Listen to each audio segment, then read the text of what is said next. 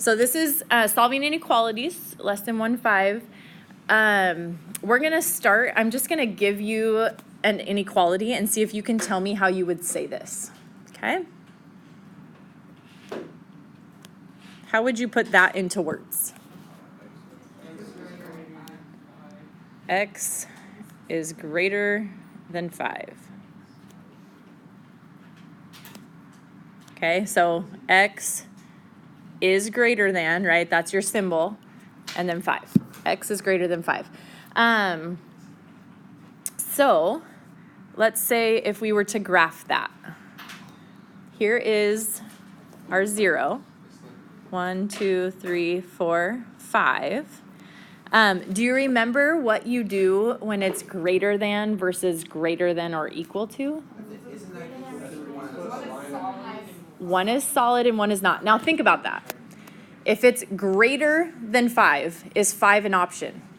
No. So is that going to be an open dot or a closed dot? Open. Okay, so if it's greater than 5, you're going to put an open dot. Let's do a different color here. Can you see between purple and green, Sam? Can you tell that's different? Okay. So it would look like that. X is greater than 5. You're not including the 5. That's an open dot. Okay. So just maybe make a note of that. If it's this or if it's this, you're going to leave it open. Okay. Less than or greater than is going to be open. What if I have X is less than or equal to 4? You're going to say that. I just said it. X is less than or equal to 4, okay, is how you'll say it. The way you graph it, here's our 0, 1, 2, 3, 4. Open or closed dot now? Closed, because we have the equal to. So 4 is an option for our answer. It can be equal to 4, so that's a closed dot, or it can be less than. One way to remember it, less is to the left, right? So you're going to go to the left here. And that would be X is less than or equal to 4. Okay, so less to the left, more than, greater than to the right. Sorry, that's the other way for you, huh? My bad. To note here, if it's less than or equal to or greater than or equal to, you're going to put a closed dot. In other words, that number is included in your answer. Okay? This is 1-5. Yeah. Okay, so here's what you're going to do with example 1. You are going to translate. Right? We're speaking another language here with math. This. 5 fewer than a number is at least 12. 5 fewer than a number is at least 12. Okay, so let's think about how many things we got going on here. The number 5, fewer than, is its own thing. A number is its own thing. Is at least, and 12. Okay, that's 5 different symbols or operations or numbers that you should have in your translation here. Can anyone tell me what that would look like? What's 5 fewer than a number going to look like? A number minus 5. So if we call our number X, fewer than is subtraction, right? So it's going to be X minus 5. Remember, fewer than, less than is where you have to switch the order of things. So 5 fewer than a number. Okay, now this is a little bit tricky. Is at least. And I think when people see at least, they think less, right? Less than, and they end up writing less than. But think about what it's saying. a 5 fewer than a number is at least 12. So if it's at least 12, it's going to be 12 or more, right? So that's going to be what symbol here? Greater than or equal to. Greater than or equal to 12. That is your translation. Does that make sense? Take your time on these, okay? It's so easy to like assume something real quick and totally write the wrong thing down. So just take your time and think about what every word is doing or phrase, okay? All right, what about this one? The product of 7, what is product? Multiplication. The product of 7 and a number is no more than 50. Okay, so let's break it down again. Product is multiplication. Then we have 7 and a number. And then is no more than, this one you have to be careful with again, is no more than 50. Okay? So the product of 7 and a number, what's that going to look like? 7 times x, or just call it 7x. You don't even need a multiplication there because you put them next to each other. We assume multiplication. Okay? Is no more than, and I think people see more than and they think greater than. It's not, right? We're saying 7 times x is no more than, which means it's actually less than, right? So 7 times the number is no more than 50. Can it be 50? Yeah. Yeah. So is it going to have the equal to or not? Yeah. Yes. Okay, so here's 50. And then what's our symbol? Less than or equal to. Okay, so 7 times the number is no more than. In other words, it's less than or equal to 50. Not during the lesson. Wait till after the lesson. Didn't I say that? Did I not say that? Yeah. All right, questions on that? Okay, then we are going to do some solving and graphing of these. So this is example 2. It's going to say solve and graph. Okay, starting with this one. -3 times 2x minus 5 plus 1 is greater than or equal to 4. Now, here's the beauty in this. You guys know how to solve this as an equation, right? If there were an equal sign there, you know how to solve it. This is no different other than you have to pay attention to your symbol when negatives get involved, okay? And I'll show you what I mean by that. What's the first thing you would do here? Distribute. Okay, so we're going to distribute this. -6x. This is -3 and -5, so that's a positive 15 plus 1 is greater than or equal to 4. Simplify your 15 and 1, right? Combine like terms. So -6x plus 16 is greater than or equal to 4. Am I going okay speed-wise right now? Yeah. Okay. Take away your 16 from both sides. So this is 0. We are left with -6x is greater than or equal to 4 minus 16 is a -12. Okay, now at this point, nothing has changed with our symbol. However, do you remember what happens when you divide by a negative or multiply? You switch it, okay? So you're gonna divide by -6 and divide by -6, which here's what I would do if I were you. Don't even write what that equals right now. The second you divide by a negative, write your symbol in flipped, because that's always the thing people forget to do. So flip your symbol right as you do it, and then you can simplify. So this would be x. This would be a +2. So x is less than or equal to 2. And then you need to graph it. So if I graph that, draw your number line. Here's my 0. We're at 2, 1, 2. Okay, is this an open or closed dot? Closed. So you're going to put a closed dot at 2. And what direction is your arrow going?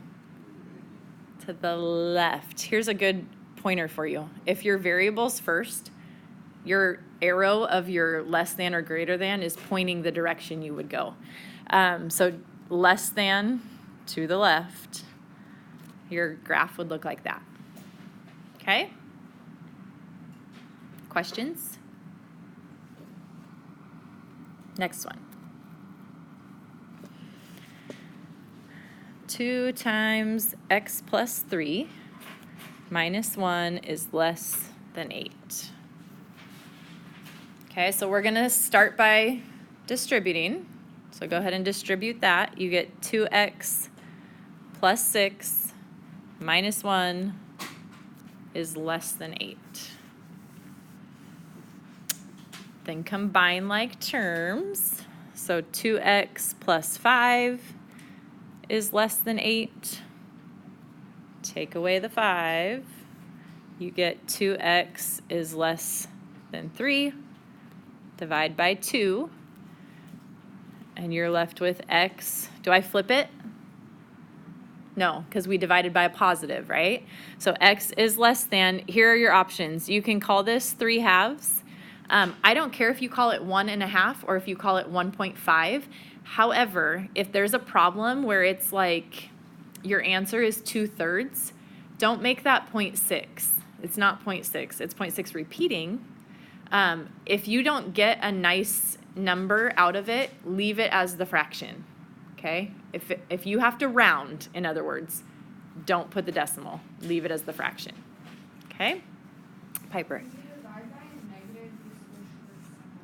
Yeah, if you divide by a negative, you make it same thing. Switch it too. Yep, multiply and divide, those are the only times you switch. Adding and subtracting, you don't.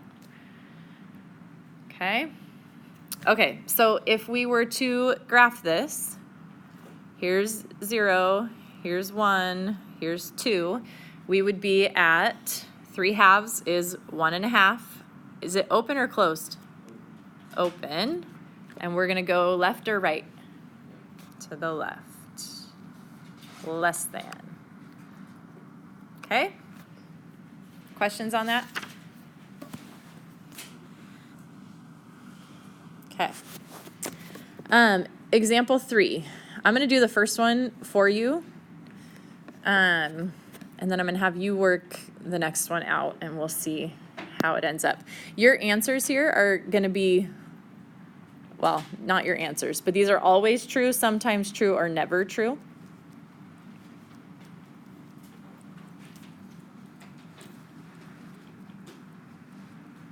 Okay, and when that happens, I'll show you what your answer will be with that. So this first one is either always true, sometimes true, or never true. If I have -2 times 3x plus 1 is greater than -6x plus 7. First step, what are you going to do? Distribute. So this is going to be a -6x minus 2 is greater than a -6x plus 7. Okay, notice you have the same x stuff going on. Your coefficient is the same. So if I add 6x and I add 6x, those are both 0. And I'm left with -2 is greater than 7. So no variables anymore, okay? Just like on that last quiz, when there's no variables, that means you have options for what your answer is. It's not going to be just that. What would this be? Never true, which is no solution, okay? So because this is not, -2 is not greater than 7, we say this is no solution. Okay? Try this one.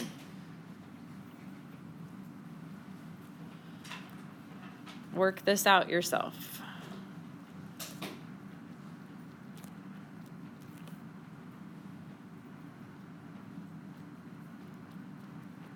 So it's 5 parentheses 2x minus 3 minus 7x is less than or equal to 3x plus 8. Work that out and see what you get.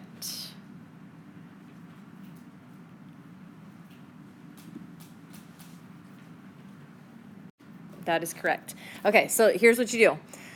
This would be 10x minus 15 minus 7x is less than or equal to 3x plus 8.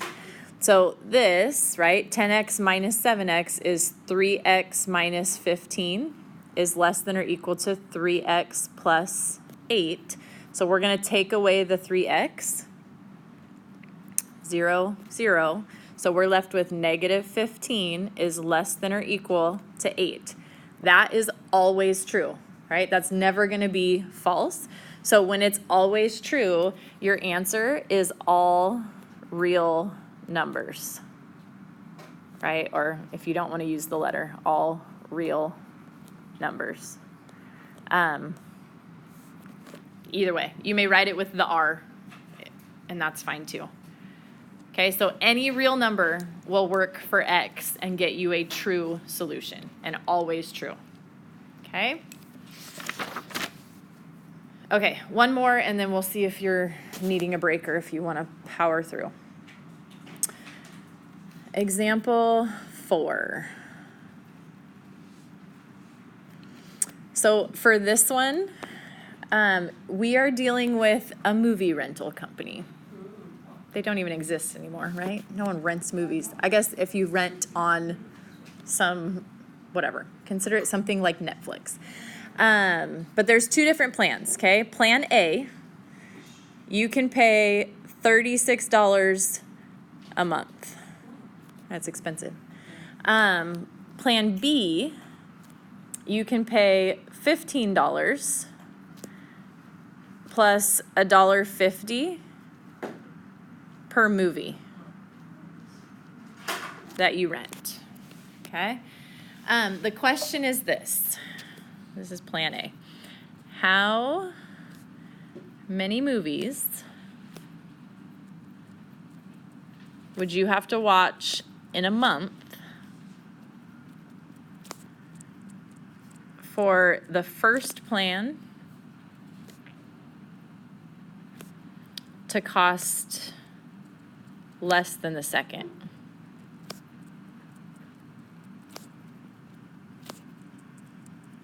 Okay, so for plan A to be less than plan B, how many movies would you have to watch in a month?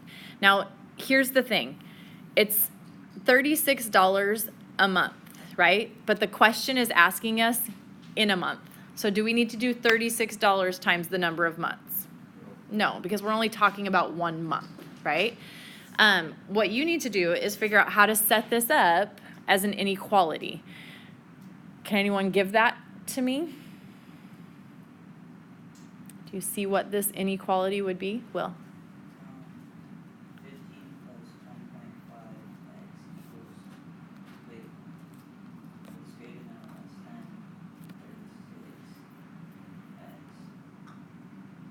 than 36x. What is X representing right now? Not the month. The number of movies, right? It's $1.50 per movie. So if you want to call it M, just to keep movie in your head, you can do that. So I'm going to put the 36 over here since that was our first plan. You could do it either way. It doesn't matter. But what is our inequality symbol then? If we want the first plan to be less than the second, here's our first plan, less than the second, right? Okay, so if this is your setup, now you just have to solve to see what that number would be. So if we take away 15, this is 21 is less than 1.5x. And then you're going to divide by 1.5. 21 divided by 1.5, that comes out to 14. So what is this saying? What does that mean in the problem? What? You have to watch more than 14 movies in a month for the first plan to cost less than the second. Okay? So you need to watch more than 14 movies Ooh. Per month.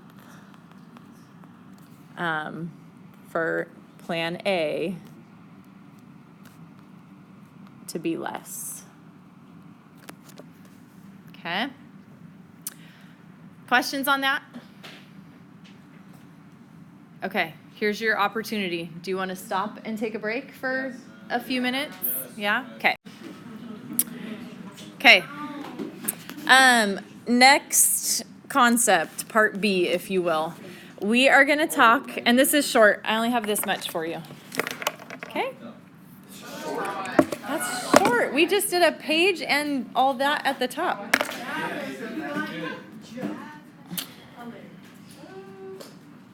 Sorry.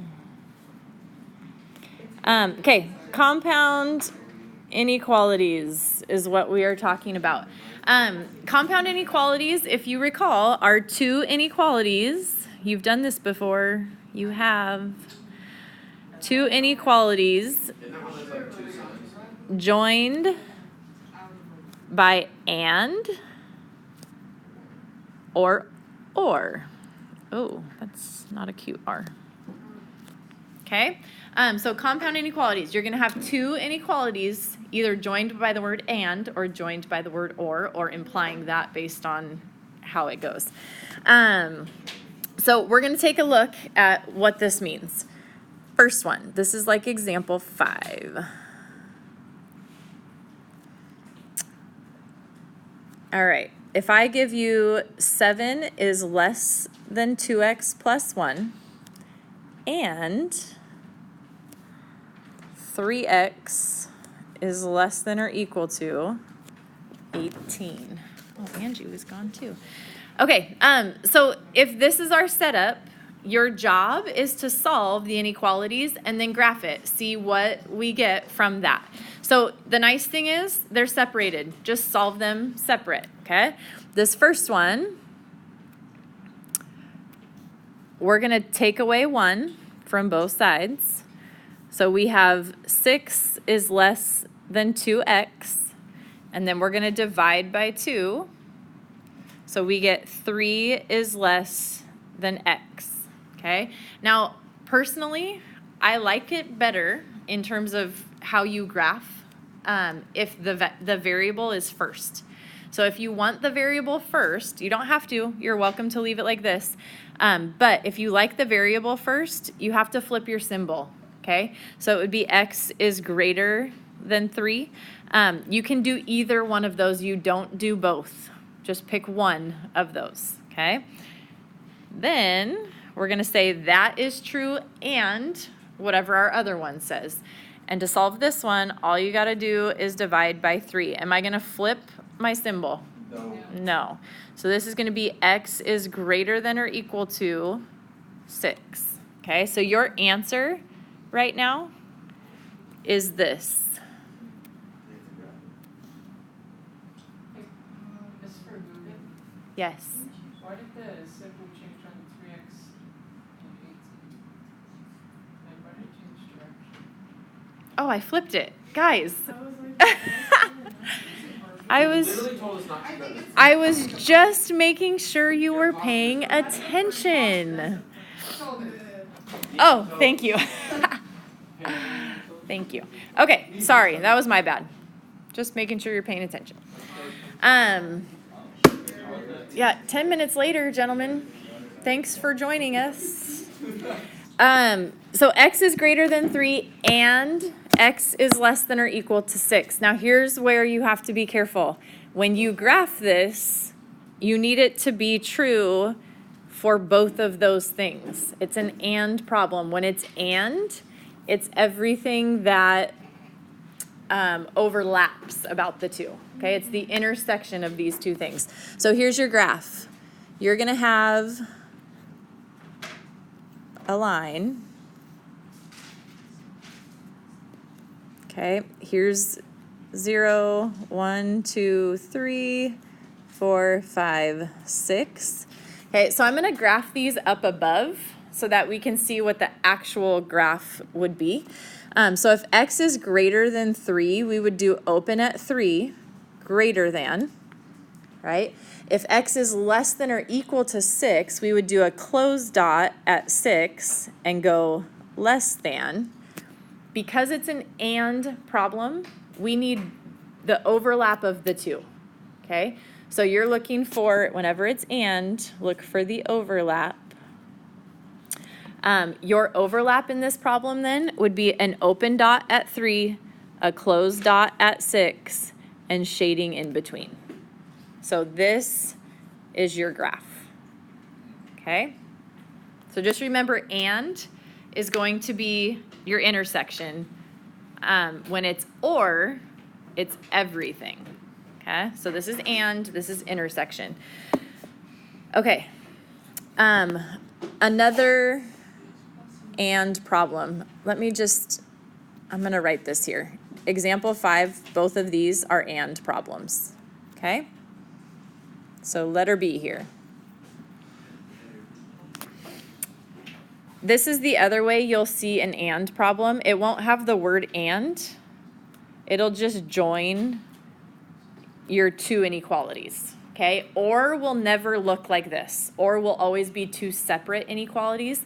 But some and problems will look like this. I think these are great because what you do is instead of solving two inequalities separately, you do the same thing on all 3 parts at the same time. It goes much quicker. Okay, so if we're trying to isolate x in the middle right now, what would I do first to this? You would add 4, okay? So if you add 4 in the middle, then you add 4 on the right, and you add 4 on the left. Do it all at the same time. Now we have negative 2 plus 4 is 2, is less than, this is 0, so we have 2x in the middle now, which is less than 12 plus 4, or 16. Okay, now you have one more step. What's your other step? Divide. So if you're going to divide in the middle, you're going to divide on the left and you're going to divide on the right. So 2 divided by 2 is 1, is less than, this is just x now, because that's 1 also, is less than 16 divided by 2 is 8. Here's the beauty in this one. This is your answer. And to graph it, this is telling you right now, it's everything between 1 and 8. So you don't even need to do that whole show me up top. You never have to do this for me where you show me up top. But for some of you, it's going to make more sense if you do it that way to see what your overlap is. Okay. So when we graph this, all you got to do, if we are going 0, 1, 2, 3, 4, 5, 6, 7, 8. Open or close dots? Open dots. You will shade everything in between. So that is it. Yeah. So back up to the equation, are we always trying to get the variable by itself? Yes. You want to isolate. When it's set up like this, you want just an X between your two symbols. Okay? Questions on that? Yeah. Will the x ever not be in between the two symbols? The only time it won't be is if you have two separated ones like we had up here, right? Then you had two separate problems. But when it's like 3 things with 2 symbols, it'll always be in the middle. Okay? Any other questions on and? Okay, so just remember and is overlap. You're looking for where do your inequalities overlap on the graph. What if is it possible for an and question to not overlap on a graph? I'm going to get there. Okay? But yes and no, but I'll get there. Okay. These are or now. Example 6 is or problems. And with or problems, we said with and, you're doing the overlap. With or problems, you do everything. You want everything that could be graphed to count as part of your graph, okay?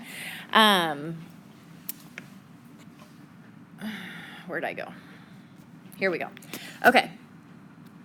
First problem of our or problems. We're going to say 7 plus k is greater than or equal to 6, or 8 plus k is less than 3, okay? If we solve both of those, the one on the left, we're going to take away 7. So we have k is greater than or equal to -1. Or take away 8 on this other one, and we have k is less than -5. Okay, that is your answer. K is greater than or equal to -1, or k is less than -5. Your job is to graph that. So you're going to take a number line. Here's 0, -1, -2, -3, -4, -5. When I teach this in Algebra 1, I always say or is like the oars in a boat. When you're graphing, they're always going to point away from each other, like your oars go out of your boat, okay? So you can think of it like that. When you set this up, now, okay, technically that's not always true. Majority of the time, they're going to go like that. I'll show you a couple special cases where they don't. But most of the time, oars go out. So k is greater than or equal to -1. Is that open or closed? That's closed at -1. And greater than or equal to is pointing, that's to the right for you guys. So pointing to the right, okay? Then k is less than -5. Is that open or closed? Open. And that's going to the left. So this is your whole answer, a graph and your 2 inequalities. Okay? Starting to look familiar? It's only been 2 years, right? You got it. Yeah. Okay. Second one. 4x minus 2 is greater than or equal to 14, or 3x minus 4 is less than or equal to -13. Okay, so now these are 2-step instead of 1-step, but it's the same process. You're going to add 2. So 4x is greater than or equal to 16, and then you're going to divide by 4. Do I flip my symbol? No, and I will actually not this time, I promise. So x is greater than or equal to 4, or solve this one, add 4, you get 3x is less than or equal to, what's -13 plus 4? -9. Then you're going to divide. Do I flip my symbol? No, the 9's negative, the number we're dividing by is not, right? So x is less than or equal to -3. Okay, so this is your answer. X is greater than or equal to 4, or x is less than or equal to -3. So set up your graph. Let's see, so if this is 0, 1, 2, 3, 4, -1, -2, -3. You probably want to go a little further than that because of where your shading and everything will be. So x is greater than or equal to 4. That's going to be a closed dot at 4. And greater than goes to the right. And then closed dot at -3 going to the left. Okay, questions on that? Okay, last thing. We're not even going to solve. I'm just going to give you some answers and tell you why these are special cases. So example 7. Special cases. You guys are so grunty, sighy, 7th period. Stop it. Okay, keep in mind, or is everything, I'm almost done, guys, and is intersection. Okay, when you do or, you're talking everything is an option. When you say and, it's only where they overlap each other. Okay, so let's say I have an answer that looks like this. X is less than 5, or x is less than 3. Okay, now think about this. It's an or problem, so we want everything to be an option. Well, if I graph this,